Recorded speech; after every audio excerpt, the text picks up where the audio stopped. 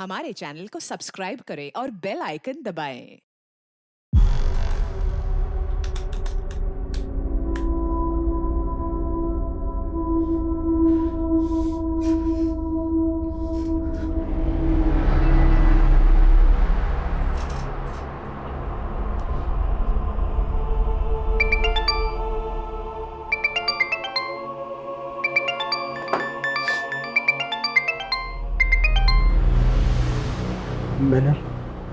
मैंने तुम्हें पैसे भेज दिए हैं।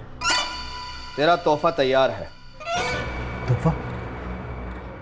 कैसा तोहफा? एक ब्रीफकेस जिसमें भर दिया है मैंने तेरी सारी परेशानियों का हल। इस ब्रीफकेस में तेरे सारे खताओं की माफी, तेरी और तेरे परिवार की जान बची रहे, इसलिए तुझे बहुत सारी लाशें बिछानी है। क्या बोल रहे हो तुम? तेरी गाड़ी में रखा है तेरा तोहफा। मेरी गाड़ी में? क्या रखा है मेरी गाड़ी में? देखो तुम हर बार ये नहीं कर सकते। देखो मेरी हिम्मत जवाब दे चुके हैं। तुम बार बार मेरे साथ ये नहीं कर सकते। मैं पता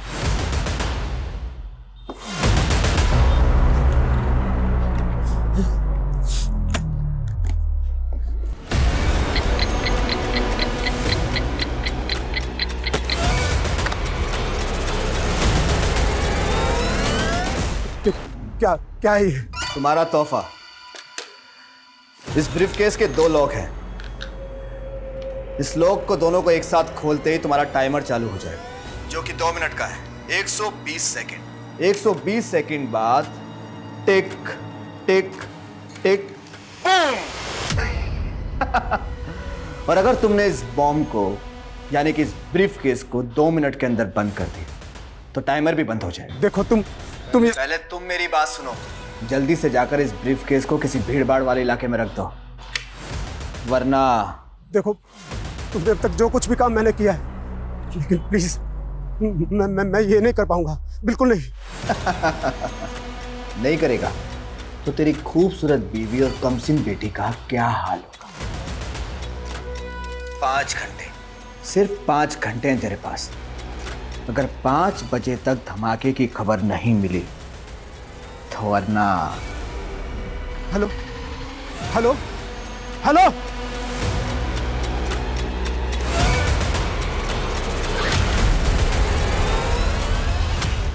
नमस्कार, मैं रेणुका शाह ने क्राइम पेट्रोल सतर्क में आपका स्वागत करती हूँ। पैसा, पावर और ब्यूटी, इसका नशा ही अजीब होता है।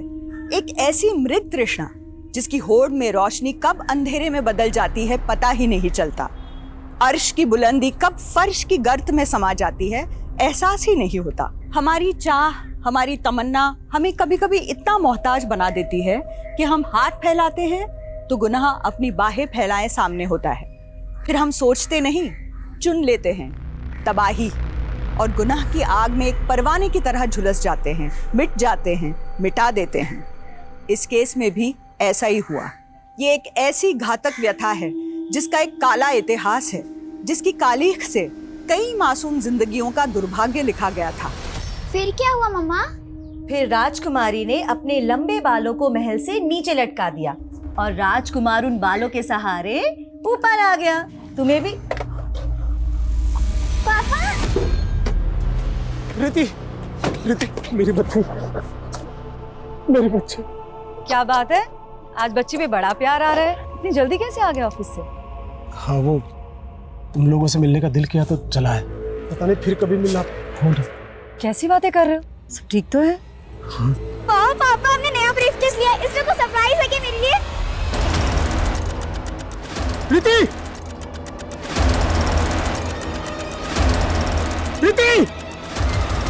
रिति! छोड़ो उसे! समझ में नहीं आता है क्या? ऐसे बिना पूछे नहीं उठाते। इतना गुस्सा क्यों कर रहे हो? बच्ची ने ब्रीफकेस उठा लिया तो ऐसे बात करोगे उससे? सॉरी बेटा, सॉरी। अच्छा, आप घर पे ही हैं? वो एक क्लाइंट से मिलने आया था तो सोचा घर होता चलता हूँ। हाँ? क्या जीजा जी, आप तो मुझे देख के ऐसे खिसक रहे हैं जैसे क्रिमिनल हो। अरे क्या हुआ जीजा जी, इतने सीरियस क्यों? मजाक कर रहा हूँ, मजाक। अपनी बहन के साथ करना मजाक।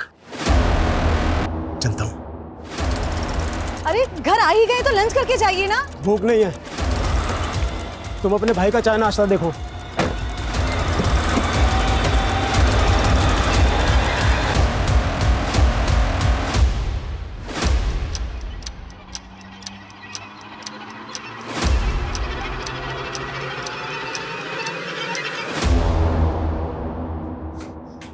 ये लीजिए आपकी चाय। साहब आपकी गरम चाय।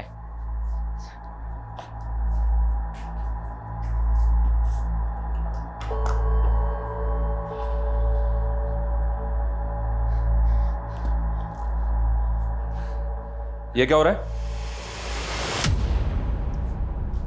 ये क्या कर रहे थे? वो साहब आपका दिमाग बहुत बड़ा है ना, इसलिए मैं आपकी कैप पहन रहा था। शायद मेरे पास भी दिमाग आ जाए। पुलिस को मक्खन? मक्खन नहीं साहब, चाय स्पेशल आपके लिए।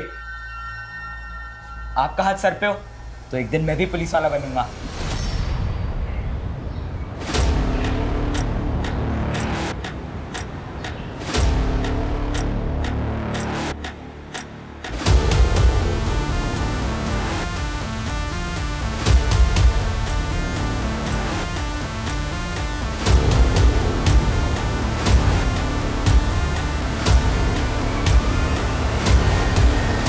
इस ब्रीफकेस के 2 लॉक हैं। इस लॉक को दोनों को एक साथ खोलते ही तुम्हारा टाइमर चालू हो जाएगा।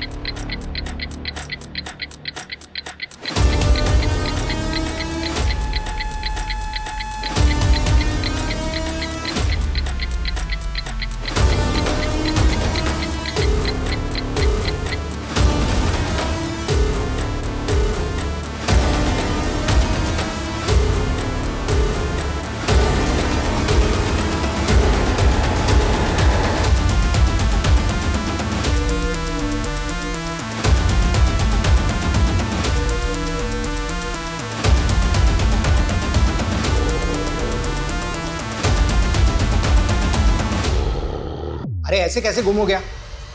जल्दी ढूंढ उसे। हाँ, और अपडेट दे मुझे। कुछ तो चल रहा है जतिन के मन में जो वो बता नहीं रहे। ऑफिस से जल्दी घर भी आए और शक्ल दिखा के चले गए। अरे कहीं ऐसा तो नहीं कि तुम पे शक कर रहा हूँ कि बीवी पीछे क्या करती है? जस्ट जोकिंग, टेंशन वाली कोई बात नहीं है, सब ठीक हो जाएगा। Hope so. वो क्या है ना साहब, इस साल बारिश ठीक से हो भी नहीं पाई। वो बोलते हैं ना ग्लोबल वार्मिंग बढ़ रहा है साहब। बहुत गर्मी है साहब। बस इधर ही रोको, मुझे यहीं उतरना। कितने पैसे हुए? 100 रुपये साहब।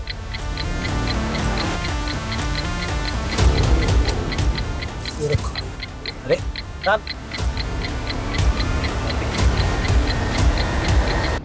अरे साहब आपका ब्रीफकेस।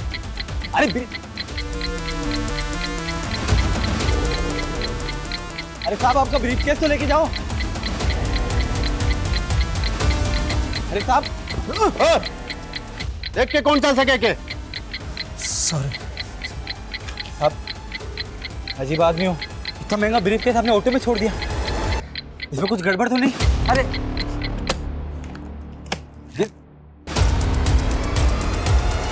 अजीब आदमी।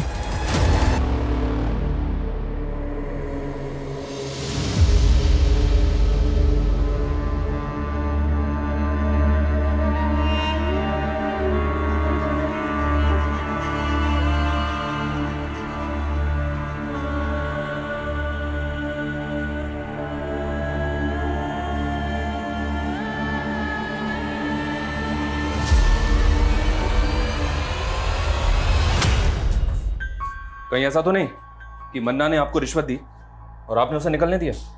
ये आप क्या बोल रहे हैं सर? मेरे पास तो सिर्फ डंडा था। मन्ना तमंचा रखता है साहब, वो मुझे शूट भी कर सकता था। मैं तो बहुत डर गया था साहब। बस यही तो प्रॉब्लम है यादव जी। आप जैसे कई पुलिस वाले इस मन्ना जैसे गुंडों से डरते हैं या फिर पैसा लेके उसको जाने का रास्ता देते हैं। हम पुलिस इधर वहां खड़े खड़े हमारी बातें सुन रहे हैं। हाँ, चाय दे और निकल यहां से।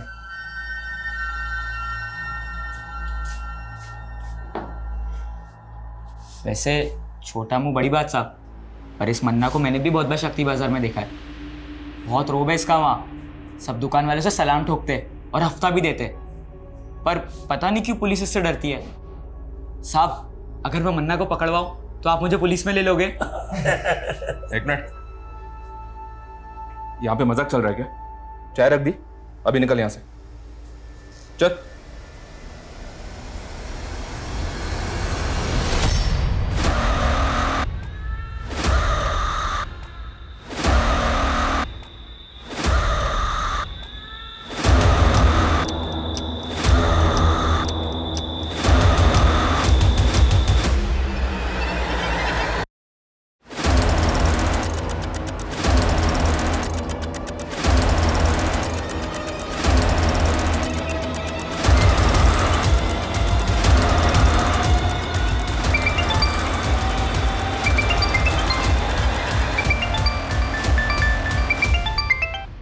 क्या रे, ये धमाके की ब्रेकिंग न्यूज की खबर दिखी नहीं मुझे अभी तक। मैं बेकसूर लोगों को नहीं मार सकता। मैं क्या मैं कलानगर थाने के सामने खड़ा है तो बड़ा चौड़ा हो रहा है तू। सुबह से मेरा शूटर तेरा पीछा कर रहा है। अगर एक कदम और तूने आगे बढ़ाया तो तुझे गोली मार देगा, और तेरे मरने के बाद तेरी बीवी मेरी रखेल और बेटी धंधे वाली। और सुन, मेरा एक आदमी तेरे घर पे भी है। नहीं नहीं नहीं नहीं, उन्हें कुछ मत करना, कुछ मत करना। तुम जो कहोगे मैं करूंगा। तो निकल वहां से अभी के अभी। और दोनों लोग खुलने के बाद जो 2 मिनट में धमाके वाली बात थी ना, वो कहानी थी, झूठी कहानी। टाइमर तो ऑलरेडी सेट कर रखा है मैंने। अब तो इसे खोल या मत खोल, धमाका तो होगा। अब कुछ देर है तेरे पास, कुछ देर। Hello hello hello.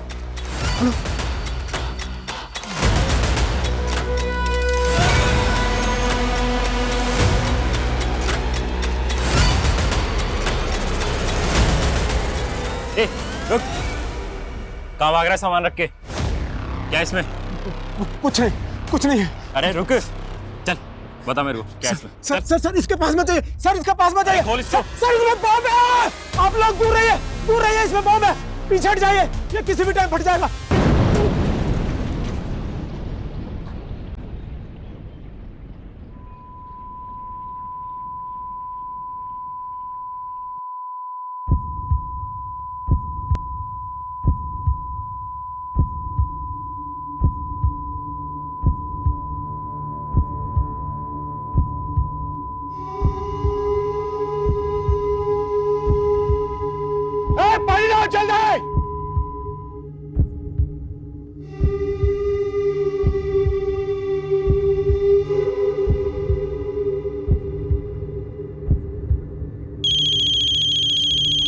चीटिंग।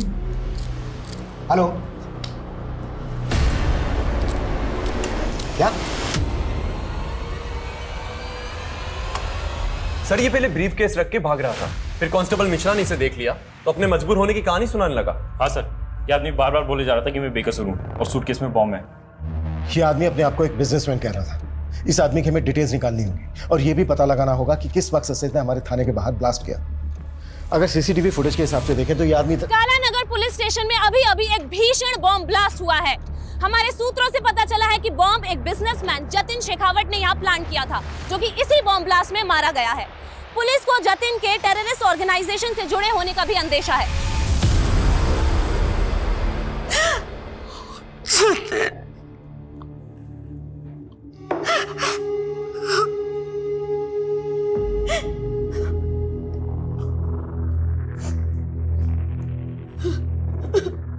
किस टेरर ग्रुप के लिए काम करता था तुम्हारा पति? सर क्या बोल रहे हैं आप? मेरे जीजाजी एक रेप्यूटेड बिजनेसमैन थे, जरूर उनको किसी ने फंसाने की कोशिश की। बॉम्ब लेकर आया था वो यहाँ।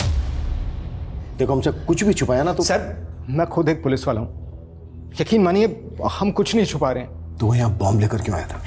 बस इसे बदनाम मत कीजिए मेरे पति को। वो तो पहले से ही बहुत परेशान लग रहे थे। ब्रीफकेस वो उस वक्त उनके पास था। कुछ तभी लगा था कि कुछ तो है जो वो हमें बता नहीं पा रहे। तो वो एक्सप्लोसिव घर से लेकर आया था? नहीं सर, वो तो तब ऑफिस से आए थे, लेकिन मैं ऑफिस हो या घर, सब चेक होगा। और अगर हमें बाद में पता चला ना कि तुम अपने पति और तुम अपने जीजा को बचाने की कोशिश कर रहे हो, तो तुम दोनों को भी बख्शा नहीं जाएगा।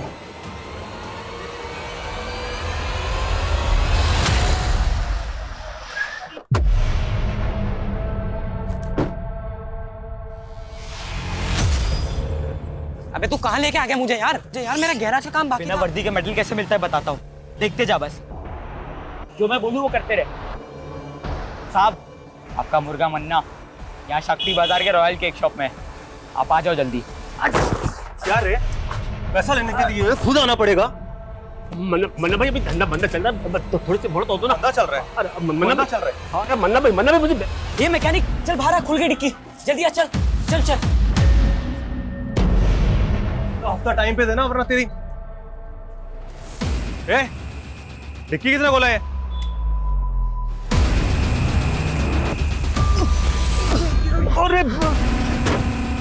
अरे डर मत, इधर आ जा, शेर पिंजरे में बंद है। साहब, आपको मैंने ही कॉल किया था, आइए। आपका मुर्गा मन्ना यहाँ डिक्की में बंद है। मजा कर रहे हैं क्या? तूने मन्ना को बंद किया डिक्की में? हाँ साहब। डिक्की खोलो।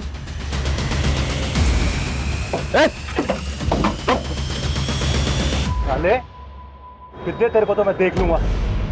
गाड़ी में डालो इसे, चुपचाप बैठ। Good job. थैंक यू साहब। अब तो आप मानते ना कि मैं पुलिस वाला बन सकता हूँ? पुलिस वाले को तो पता नहीं, पर मेरा खबरी बन गया है तू। सच्ची? तो साहब अब जल्दी जल्दी बताओ, अभी आगे क्या काम करना है ताकि मैं खबरी से पुलिस वाला बन जाऊं। इसी तरह अच्छा काम करता रहे। सर जतिन सर का बहुत ही क्लीन इंपोर्ट और एक्सपोर्ट का बिजनेस है सर, वो गलत नहीं हो सकते सर। ये इंपोर्ट एक्सपोर्ट का बिजनेस तो सिर्फ दिखावा है। यहाँ और क्या क्या होता है हम सब पता लगा लेंगे। जाके फाइल चेक करो उधर। आप बेवजह शक कर रहे हैं साहब, मैं खुद यहाँ 5 साल से काम करता हूँ, आप जैसा सोच रहे हैं वैसा कुछ नहीं है। लेकिन सर जब सुबह जतिन सर अचानक से यहाँ से निकले तो मुझे भी थोड़ा सा अजीब लगा था। और सर फ़ोन पे किसी से तो झगड़ रहे थे, हो सकता है किसी ने फंसाया उनको। सर कौन फंसाएगा उसे? सब इतना तो आइडिया नहीं है सर, लेकिन सर वो जो लड़की थी निवेदिता, वो पहले यहीं काम किया करती थी और तकरीबन 6 महीने पहले उसने सुसाइड कर लिया था। उस सुसाइड से इस ब्लास्ट का क्या कनेक्शन है? सर सुसाइड करने के बाद निवेदिता का बॉयफ्रेंड यहाँ आया था, शकील। निवेदिता! छोड़ो मुझे! सर निवेदिता कहाँ है? छोड़ो मुझे! निवेदिता! छोड़ो मुझे! सर निवेदिता ने सुसाइड नहीं किया, बल्कि इस आदमी ने मारा! छोड़ो मुझे! पकड़ा है। लेकिन सर उसके बाद प्रूव हो गया था कि निवेदिता ने सुसाइड ही किया था। लेकिन उसने सुसाइड क्यों किया? सर मुझे कैसे पता होगा, जब वो यहाँ काम किया करती थी तो कभी टाइम पे नहीं आई और हफ्ते में 3-4 बार तो हाफ डे में निकल जाती थी। सर पता नहीं क्या करती थी ऐसा। और जब सर जतिन सर ने उसको नौकरी से निकालने की धमकी दी तो उसने उल्टा जतिन सर पर ही मोलेस्टेशन का केस लगा दिया था। सर बहुत अजीब लड़की थी। जतिन के घर उसके ऑफिस से कुछ भी सस्पिशियस नहीं मिला, लेकिन ब्लास्ट में जो बारूद का इस्तेमाल किया गया है वो माइंस ब्लास्ट में इस्तेमाल किया जाता है। पता करो उसके कॉन्ट्रैक्ट में कौन कौन ऐसे लोग थे जो इस तरह की बारूद का उसके लिए बंदोबस्त कर सकते। जी सर हमें जतिन का फोन मिला है। फोन तो पूरी तरह से डैमेज हो चुका है, लेकिन सर इसमें 2 सिम स्लॉट्स हैं। उनमें से एक स्लॉट में उसकी सिम है जो उसका बिजनेस नंबर था। हमने उसके CDR भी निकाले सर। ब्लास्ट वाले दिन एक नंबर से लगातार उसे कॉल्स आ रहे थे। सर ऐसा लग रहा है जैसे कि कोई उसे इंस्ट्रक्शन दे रहा हो। अगर जतिन का इंटेंशन ब्लास्ट करने का होता तो अपना बिजनेस नंबर इस्तेमाल क्यों करता? बार बार कह रहा था कि उसको मजबूर किया जा रहा है। क्या जतिन वाकई में सच बोल रहा था? लेकिन सर कोई टेररिस्ट ग्रुप किसी अनजान आदमी से बॉम्ब प्लांट करवाए, ये पॉसिबल है? लेकिन हम टेरर एंगल को रूल आउट नहीं कर सकते। शायद जतिन का स्लीपर सेल की तरह इस्तेमाल किया गया हो। स्लीपर सेल वो क्या होता है सर? ये स्लीपर सेल एक तरह से उग्रवादी ही होते हैं जो आम लोगों के बीच में रहकर उग्रवादी गिरोह के लिए काम करते हैं। हमें पता चला है कि कमला नगर में एक ऐसा ही स्लीपर सेल पनप रहा है। कमला नगर? सर वहां पे तो मेरी झोपड़ी है। जानता हूँ, तभी तो ये काम तो मैं दे रहा हूँ। उसे ढूंढोगे? आप ऑर्डर दो, क्या करना है? सर आप ऐसे नाम जानकर किसी को भी उठा लोगे क्या? सर मैं मानता हूं कि मैंने उस जतिन को मारने की धमकी दी थी क्योंकि उसने मेरी गर्लफ्रेंड के साथ। लेकिन निवेदिता ने जो जतिन पर मोलेस्टेशन का चार्ज लगाया था वो साबित तो नहीं हुआ। हाँ सर, लेकिन निवेदिता के साथ शोषण जरूर हुआ था और उस जतिन की वजह से उसने पहले भी। निवेदिता, क्या कर रही हो तुम? छोड़ो मुझे, मर जाना चाहती हूँ मैं। वो मुझे मॉलेस्ट करता है और पुलिस वाले मुझे जलील करते हैं, कहते झूठा केस किया है। सब जतिन ने अपने पैसे और पावर के बल पे अपने आप को बचा लिया था और उसका साला भी तो पुलिस में है। ऐसा ही विनोद? हाँ जानते हैं उसको, वो देख रहा था ये केस। हाँ सर, आपको नहीं लगता है कि उसने अपने जीजा को बचाया होगा?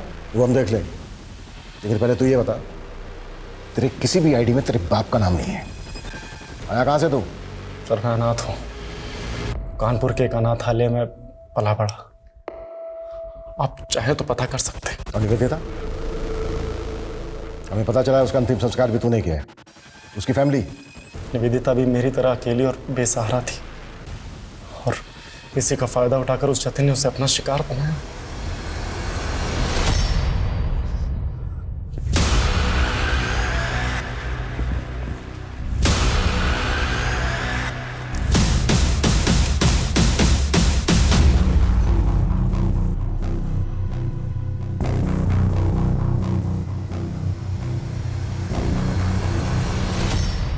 भगवान के नाम पे कुछ दे दे बाबा, 2 दिन से कुछ नहीं खाए।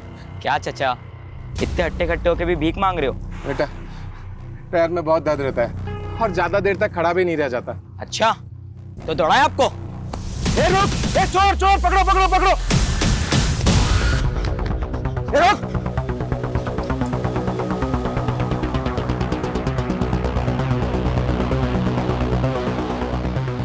साहब आपका खबरी, वो जमुना नगर के पास जो चौराहा है ना, वहां पे आ जाओ। पक्की खबर है साहब, जल्दी आ जाओ। शाना बनता है?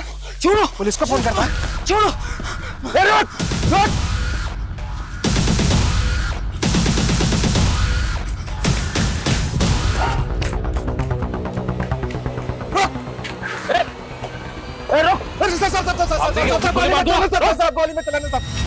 ज्यादा चालक बनता है? जस्सा पे नजर रखता है, पकड़ो इसे। साहब ये आपका स्लीपर सेल, ये देखिए।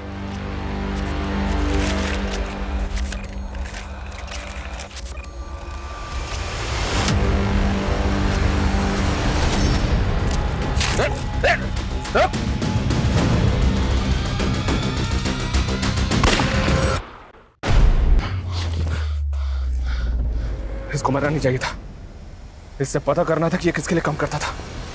अगर निवेदिता झूठी थी तो उसने जतिन के ऑफिस में सुसाइड क्यों किया? क्या फिर वो एक मर्डर था जिसे तुमने सुसाइड साबित किया, जैसे निवेदिता के मोलेस्टेशन के चार्ज को किया था? सर मैं अपना काम बहुत ईमानदारी से करता हूँ सर, और मैंने अपने जीजाजी को भी एक सस्पेक्ट की तरीके से इन्वेस्टिगेट किया। मैंने उनको कोई रियायत, कोई ढील नहीं दी थी सर। इस लड़की के कहने पर तुम अपने जीजा को अरेस्ट करने आए हो? जीजा हैं आप अपनी जगह पे, लेकिन आपके एम्प्लॉय ने आप पर काफी सीरियस चार्जेस लगाए हैं। इसका कहना है कि आप मॉलेस्ट करते हैं इसे। ये झूठ बोल रही है। अब आपको जो कहना है थाने चलकर कहिएगा। वाह विनोद, आज दिखा दिया ना, जब तू अपनी बहन का सगा नहीं है तो अपने जीजा का क्या होगा? शमा तुम्हारी सगी बहन नहीं है? नहीं सर, हम लोग बचपन में एक ही मोहल्ले में पले बड़े। वो बचपन से मुझे राखी बांधा करती थी। लेकिन सर ये बात तो बिल्कुल अलग हुई ना। और सर आखिर में निवेदिता ही झूठी साबित हुई थी और वो किसी को मुंह दिखाने के काबिल नहीं रही, इसलिए उसने सुसाइड कर लिया। फिलहाल जा सकता हूं? सूरज। जी सर। नजर रखो इस पे। ये ऑफिसर मुझे कोई ठीक नहीं लग रहा, और जतिन के कैरेक्टर को भी हमें डीपली समझना होगा। उसकी जिंदगी में कई ऐसे किरदार थे जो अभी तक सामने नहीं आए हैं, उन्हें भी हमें सामने लाना है। Act fast. सर।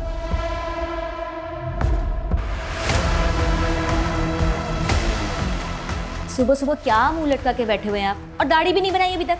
आइए पहले नाश्ता कर लीजिए, फिर। भूख नहीं है मुझे। बिना खाए कहाँ जा रहे हैं आप? झाड़ू में जा रहा हूँ। सुनिए तो।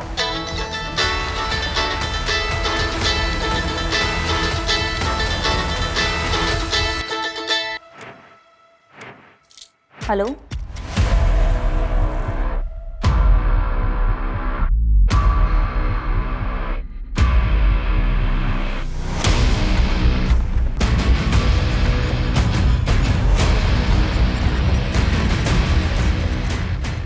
सर मैंने जतिन का बैंक अकाउंट चेक किया तो एक बात बड़ी अजीब लगी।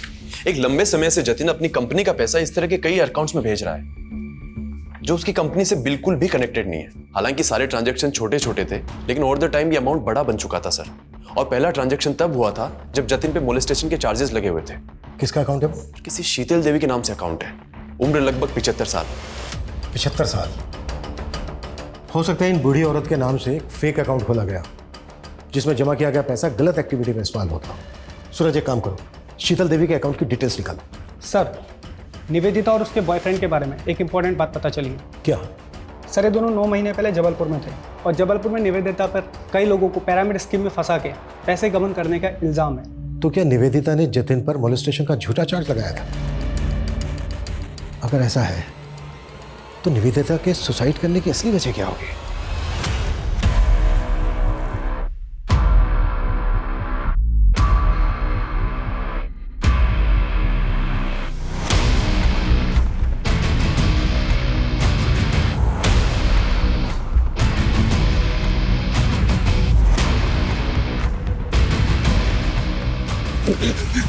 अभी भी वक्त है, बोलते सच। सर बताता हूँ सर, मेरा इस पिरामिड स्कीम से कोई लेना देना नहीं है सर। मैं तो बल्कि सर निवेदिता का भी इससे कोई लेना देना नहीं था। उसे तो लगता था कि वो एक फाइनेंस कंपनी में काम कर रही है, और जब एक दिन वो अपने ऑफिस गई और वहाँ पर उसने ताला और अपने इर्द गिर्द गुस्साए लोगों को देखा तो सर उसे कुछ समझ नहीं आया। वो डर गई थी। जब तक उसे सब चीज़ समझ में आई तब तक बहुत देर हो गई थी सर। मौका दिया था मैंने तुझे सच बोलने का। सर मैंने सच बोला है सर। जब तक ये सच ना उगले ना तो साले को।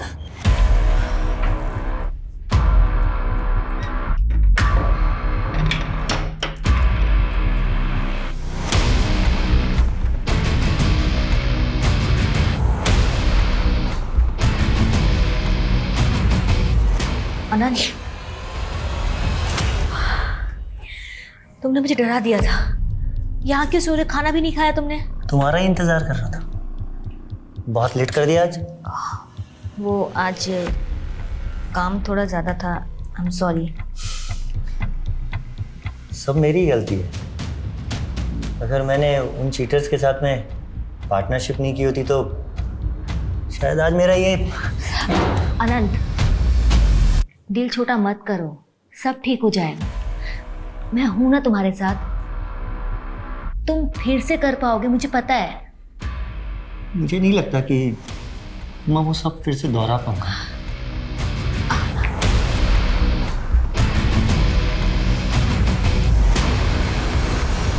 सर जतिन का जो फोन हमें मिला उसमें 2 सिम स्लॉट्स थे। एक स्लॉट में उसका करंट नंबर है और दूसरे में जो नंबर मिला उसके सीडीआर में वंशिका नाम की लड़की का नंबर मिला सर।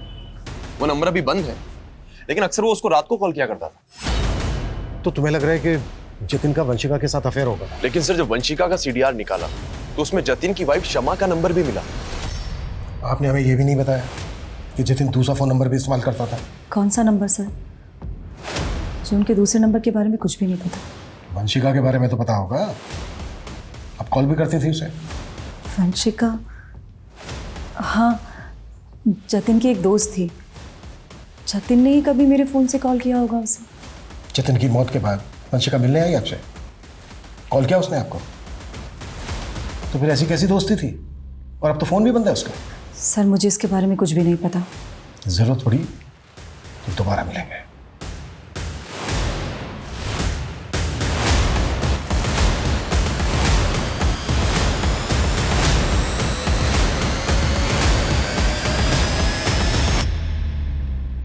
हाँ शमा। वो इंस्पेक्टर आया था, उसे वंशिका के बारे में पता चल गया। तू डर मत, कुछ नहीं होगा। सर ये वही शीतल देवी है जिनके अकाउंट में जतिन लगातार पैसे भेजता रहता था। बैंक वालों का कहना है कि इनका एड्रेस बिजनौर का है, लेकिन काफी टाइम से ये वहां नहीं रह रही। मुझे अभी भी डाउट है कि इस अकाउंट को शीतल देवी ऑपरेट कर रही है या फिर कोई और। सर मैं बाकी डिटेल्स निकलवाता हूँ। सर वंशिका आपसे खुद मिलने आई है। सर आप लोग मेरे पुराने एड्रेस पे गए थे। मेरे एक नेबर से पता चला कि आप लोग मुझे ढूंढ रहे हैं, इसलिए मैं यहाँ पे। आपने अचानक अपना घर बदल लिया, फोन नंबर भी बंद कर दिया, क्यों ऐसा? मैं वहां से जाना नहीं चाहती थी, मुझे मजबूर किया गया। किसने मजबूर किया? जतिन के साथ क्या रिश्ता था तुम्हारा? इतने कॉल्स क्यों होते थे तुम दोनों के बीच? सर मैं जतिन को लाइक करने लगी थी, लेकिन वो मेरी मजबूरी का फायदा उठाकर मेरा शोषण कर रहा था। जतिन एक बॉम्ब ब्लास्ट में इन्वॉल्व था। इस गलतफहमी में मत रहना कि तुम्हारी कोई भी कहानी चल जाएगी। नहीं सर मैं सच बोल रही हूँ। सर मैंने कुछ नहीं किया, इस बारे में मैं कुछ नहीं जानती। सर जतिन ने मेरा वीडियो बनाया और मुझे तब तक इस्तेमाल किया जब तक वो मुझसे बोर नहीं हो गया। और सर मैंने कोशिश भी की थी पुलिस में कंप्लेन करवाने की, लेकिन उसकी बीवी और साला दोनों मेरे पीछे पड़ गए थे। सर पहले मुझसे मेरा पति छीना और अब कोर्ट में उसके खिलाफ जाकर मुझसे मेरी इज्जत छीनना चाहती है। देखिए आप लोग। देख लड़की, जो कुछ हुआ उसे भूल जा। मैं खुद पुलिस हूँ, केस करने से कोई फायदा नहीं होगा। सर मैं बहुत डर गई थी, इसलिए मैंने वो जगह ही छोड़ दी और अपना नंबर बंद करके मैं दिल्ली चली गई। फिलहाल तुम जा सकती हो, जरूरत पड़ी तो फिर बुलाएंगे।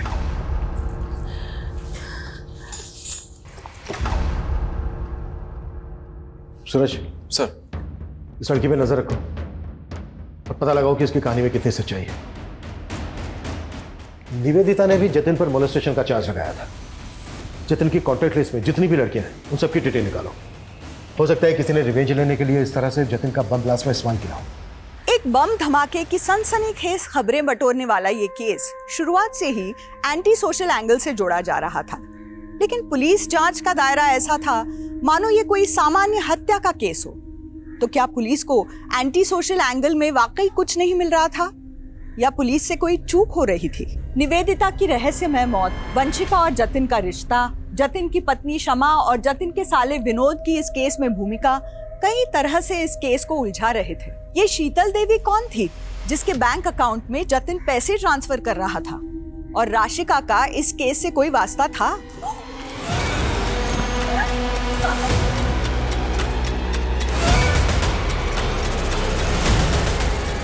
आखिर राशिका का कत्ल किसने और किस मकसद से किया था? इस केस के कई और भी राज थे जो अभी तक बेपर्दा होने बाकी थे।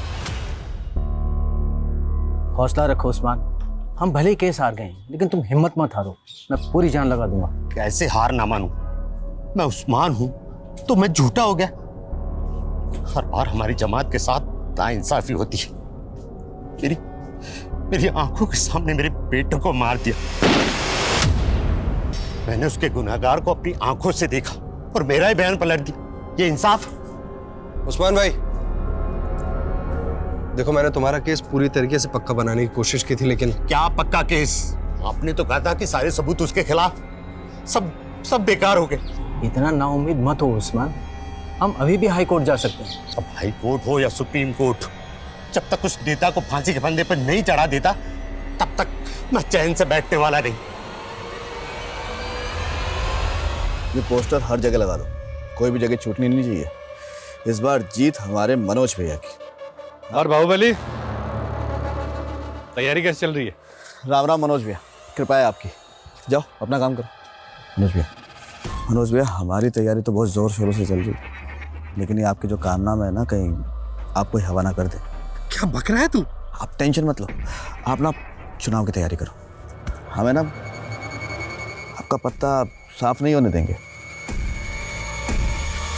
आप मेरे जीजा के कातिल को तो पकड़ नहीं पा रहे, उल्टा आप हमें परेशान कर रहे हैं। मैं जतिन के कातिलों से ही तो बात कर रहा हूँ, ऐसा ही विनोद।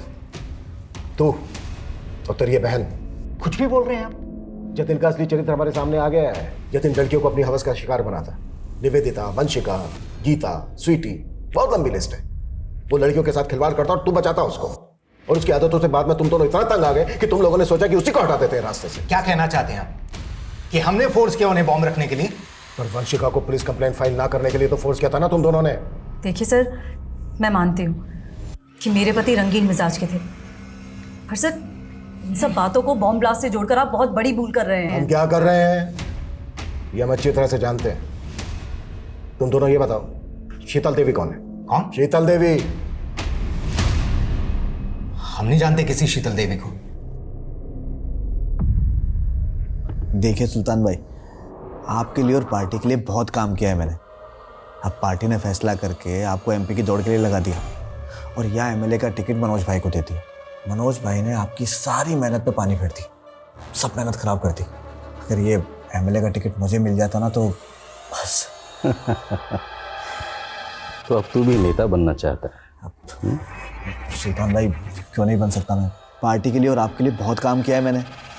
अब देखिए, अगर मनोज भाई ने इस सीट से चुनाव लड़ा ना तो पक्का 100% पार्टी की हार होगी। आप कोई ना कोई जुगाड़ करके ये टिकट मुझे दिला दो ना। ये सब इतना आसान नहीं है कौशिक। पार्टी के टिकट भी पैसे में बिकते हैं। 6 करोड़ का भाव है एमएलए के टिकट का। औकात है तेरी 6 करोड़ देने की?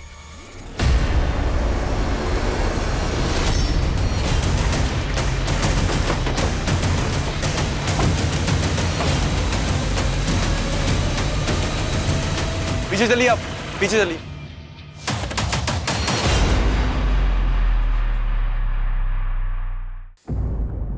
सर, उस्मान का मर्डर सिर्फ इसलिए हुआ क्योंकि वो अपने बेटे आमिर के मर्डर का इंसाफ चाहता था, और आमिर का मर्डर इसलिए हुआ क्योंकि वो अपनी जमात के लिए एक राजनीतिक संगठन बना रहा था। उसका हत्यारा आने वाला चुनाव लड़ रहा है। उस्मान उसे अंदर करवाना चाहता था और इस पूरे कांड में एक पुलिस वाला उसे घुमा रहा था। मुझे शक है कि इस पुलिस वाले की बात कर रहे हैं आप? एसआई मंगल। तुम उस्मान मर्डर केस में एक फेलो ऑफिसर पे शक कर रहे हो? सर, शक करने की वजह और भी बड़ी है। हो सकता है कि एसआई मंगल का जतिन के केस से भी कोई कनेक्शन हो। व्हाट? जी सर, निवेदिता का एसआई मंगल के साथ में कनेक्शन था। जब निवेदिता का साथ एसआई विनोद ने नहीं दिया तो वो एसआई मंगल के पास चली गई और उस्मान के बेटे की मौत की जांच भी एसआई मंगल ही कर रहे थे। सर, एक और बात, ये राशि का है। कुछ टाइम पहले इसका रेप और मर्डर हुआ था। मर्डर के पहले ये और इसका पति एसआई मंगल के पास गए थे किसी सिद्धार्थ कनन नाम के आदमी के खिलाफ धोखाधड़ी का मामला दर्ज करवाने। लेकिन इस राशिका का इस सबसे क्या कनेक्शन है? सर, इस राशिका के ऊपर एमएलए मनोज ने हनी ट्रैप का मामला भी दर्ज कराया था और सर इसके बाद राशिका का मर्डर भी हो गया था और सर इस केस की इन्वेस्टिगेशन एसआई मंगल ही कर रहा था। सर, मुझे तो ये भी लगता है जतिन का मर्डर जिस टेररिस्ट ग्रुप ने किया था कहीं ना कहीं एसआई मंगल का उनसे हाथ मिला हुआ था। लेकिन सबसे पहले हमें एसआई मंगल के खिलाफ सबूत इकट्ठा करने होंगे, लेकिन ध्यान से और संभल कर। एसआई मंगल को इस बात की भनक तक नहीं लगनी चाहिए कि हम इस केस को इन्वेस्टिगेट कर रहे हैं। सर,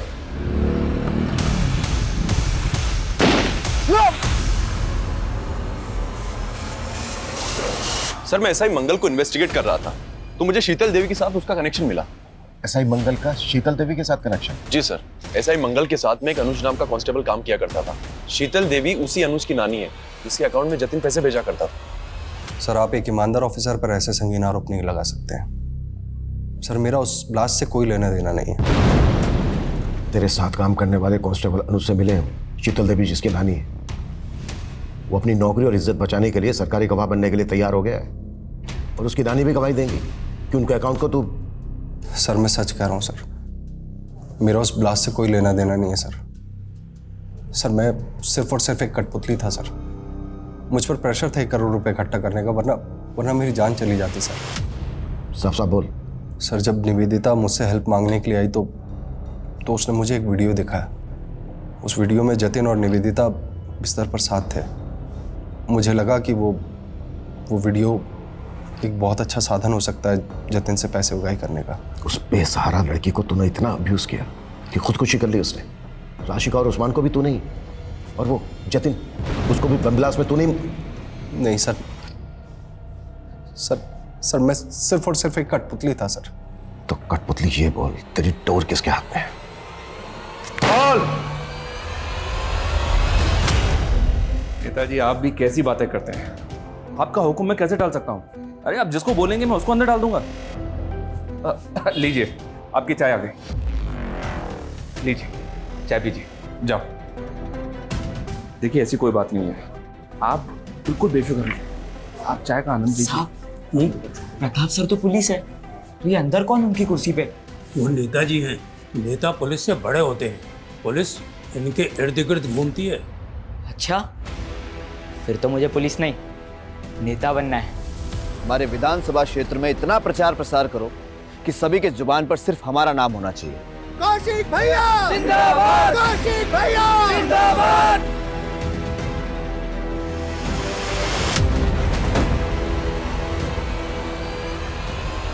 सर, ऐसा ही मंगल ने जिस कौशिक तिवारी का नाम बताया है वो बचपन में पुलिस का इन्फॉर्मर था। देखते ही देखते पॉलिटिशियन सुल्तान का दिल भी उस पर आ चुका था। उसके सर पर सुल्तान का हाथ है। एमएलए का टिकट भी उसको सुल्तान नहीं दिलवाया सर। अभी कुछ टाइम पहले उस पर अटैक हुआ था जिससे पब्लिक की सिंपैथी उसके साथ हो गई। सर, उस पर हाथ डालना आसान नहीं है। जानता हूं थोड़ा मुश्किल है, लेकिन मैंने डीसीपी सर से बात की है। अगर हमारे पास उसके खिलाफ स्ट्रॉन्ग एविडेंस है तो उसका अरेस्ट वारंट हमें जरूर मिलेगा। ऐसा ही मंगल और अनुज के स्टेटमेंट पे आप लोगों को वारंट मिला है, लेकिन आप लोग मेरे खिलाफ अदालत में कुछ प्रूव नहीं कर पाएंगे। जितने दिन मुझे अंदर रखेंगे उतना ही मैं जनता के सामने पॉपुलर हो जाऊंगा और फिर मैं इसे अपने विरोधियों की साजिश साबित कर दूंगा। जैसे तूने खुद पे अटैक करवा के ये साबित कर दिया, और भी बहुत सारे सबूत है हमारे पास तेरे खिलाफ। जतिन जिन शीतल देवी के अकाउंट में पैसे ट्रांसफर करता था, उनके अकाउंट से तेरे चमचों के अकाउंट में पैसा ट्रांसफर होता था। ऐसा ही मंगल को तूने 1 करोड़ रुपए इकट्ठा करने का टारगेट दिया। राशि का उस्मान का बेटा आमिर, जतिन जिस बम ब्लास्ट में मारा गया। हाँ, मरवाया मैंने सबको। आखिर थे क्या वो मेरे लिए? सिर्फ मोहरे। देखो, मैं पहले तुम्हें बहुत पैसे ट्रांसफर कर चुका हूं। अब मेरा और निवेदिता का वीडियो डिलीट करो प्लीज। तेरा तोहफा तैयार है, एक ब्रीफकेस। इस ब्रीफकेस में तेरे सारे खताओं की माफी है। जतिन से बहुत सारा पैसा वसूलने के बाद मैंने उसका इस्तेमाल करके पॉलिटिशियन मनोज के इलाके में बम धमाका करके उसकी छवि बिगाड़ने का पूरा बंदोबस्त कर लिया था। नेता के जाने के बाद बाहुबली को टिकट मिलता है और मुझे इस टिकट की कीमत अदा करने के लिए 6 करोड़ रुपए की रकम अदा करनी थी। तो मैंने उसी वक्त से अपने सारे जानने वाले पुलिस वाले और गुंडों को जुगाड़ में लगा दिया। उस्मान और उसके बेटे आमिर को भी पॉलिटिक्स में आना था। उस्मान का बेटा अपनी जमात इकट्ठी कर रहा था, लेकिन मनोज नहीं चाहता था कि उसके इलाके में कोई भी संगठन बने जिससे उसका वोट कम हो। लेकिन मनोज को तब तक यह भी नहीं पता था कि जो मैं सब कुछ कर रहा हूं ना, वो उसके लिए नहीं, मेरे लिए कर रहा था। अबे अंधा है क्या? दिखता नहीं तुझे? बेटा दे बेटा, साले बेटा चल बेटा यहाँ से चल। और फिर उसका बाप अपने बेटे को इंसाफ दिलाने के लिए कोर्ट चला गया और इधर पीएसआई मंगल मेरे इशारे पर सबूतों को कमजोर करता रहा। और फिर एक दिन केस हार गया। और जब उसने हाई कोर्ट जाने का सोचा तो क्या करता? खत्म तो करना ही था, कर दिया। राशिका को क्यों मारा? राशिका का पति कर्जे में डूब गया था। वो मंगल के पास मदद मांगने के लिए आई थी और मुझे मनोज और अपने विद्रोही नेताओं की छवि बिगाड़ने के लिए एक औरत की जरूरत थी। मदद मांगने आई थी मैं आपसे मंगल जी के कहने पे, और आप कह रहे हैं मुझे दूसरों के साथ सोना होगा? हाँ, सोना होगा। इस सीट पर खड़े होने वाले सारे नेताओं के राज मुझे लाकर देने होंगे। मैं अपने खिलाफ कोई भी कमजोर कड़ी जिंदा नहीं छोड़ना चाहता था, इसलिए राशिका को भी मार दिया।